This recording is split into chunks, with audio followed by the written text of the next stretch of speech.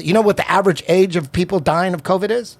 It's old. 81. That's like the flu. And they're like 75% obese too. Yeah, 75%. exactly. And 95% of that 600,000. I mean, these numbers gotta throw up a red flag somewhere. Like, at what point do the red flags come up? Like, did you just say 95% of the people? At first, they said 94% died with at least 2 comorbidities. Then they changed it to 95% with at least 4 comorbidities.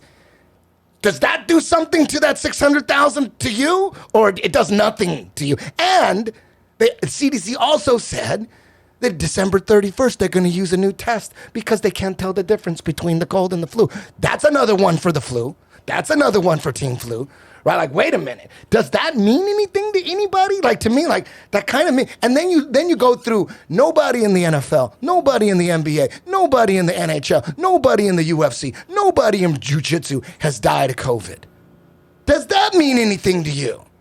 Does that mean anything to you? And then another thing is, it turns out that this test, the PCR test, that can't tell the difference between COVID and the flu, was also set this whole time that we got that 600,000 number at 40 cycles, which according to the CDC and the WHO gives 90% false positives.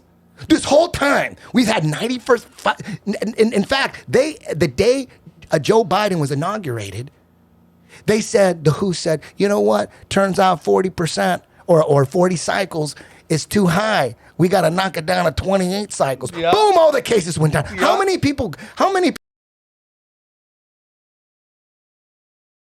came down with COVID and didn't have any symptoms? All that asymptomatic stuff. What about, that doesn't mean nothing to you? Yep. Doesn't all this keep piling up?